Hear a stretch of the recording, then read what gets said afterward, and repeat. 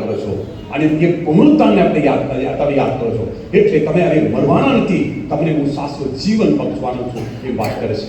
એટલે પ્રિય ભાઈ બહેનો, એટલે પાસ્કા પર્વ એટલે આપણે એક નવું જીવન તરફ, એક સ્વતંત્ર જીવન તરફ આપણે એક ગુલામીમાંથી મુક્ત થઈને આપણે કે પુનરુત્થાન તરફ આપણે જવાનું છે.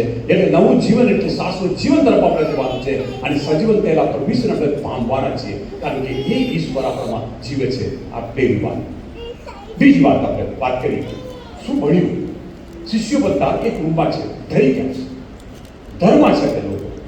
કોઈ જે માણસ ડરે છે ને કે મરે છે, એટલે શિષ્યો બધા એક રૂમમાં કે એક ઓરડું બધું બંધ કરી, બારી બારણા બધું બંધ કરી દીધું છે, એટલે બહારથી કોઈ માણસો એમને પકડી ન લઈ જાય.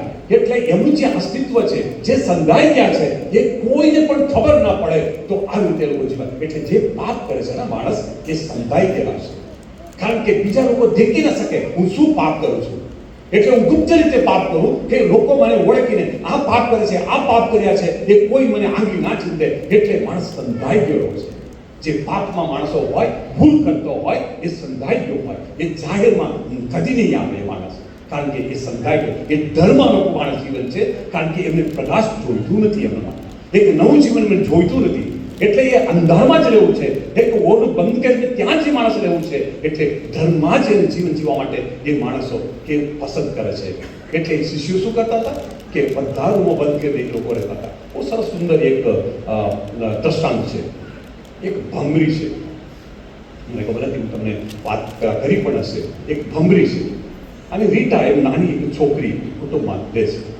એટલે ભમરી ઉડતા ઉડતા ઉડતા ઘરની અંદર આવી. એટલે આ છોકરી ગભરાઈ, એને ફોબિયા છે.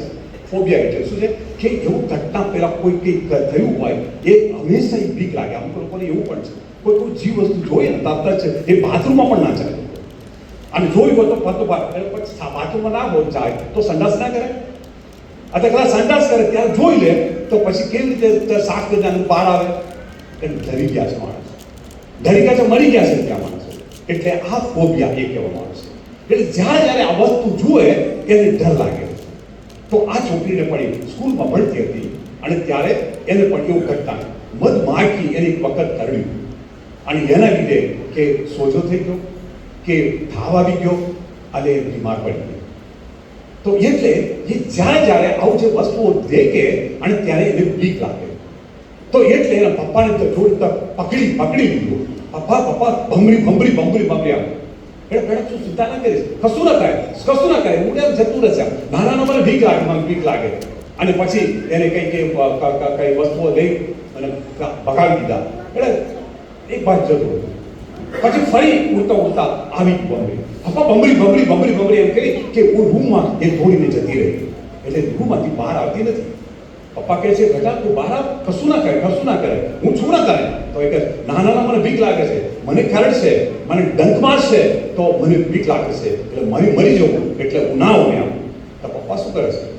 તો એની પાસે જાય છે, હાથમાં લઈ લે છે, એને પંચામાં લઈ એને બરાબર દબાવી દે છે અને ત્યાર પછી બહાર લઈ એને ફેંકી દેશે.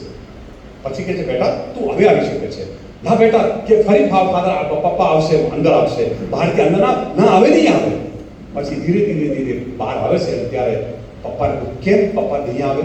કારણ કે એને મને હાથમાં લીધું અને દંત માર્યું છે.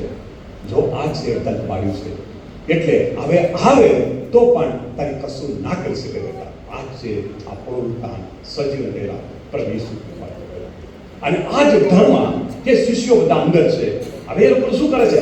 બહાર આવવાના હોય કે પરમેશ્વરને નિકાળવાના હોય, દેખવાના હોય, એ બહારનું એ ડોર ખોલવું પડે છે. ખોલે તો જ બહાર આવે.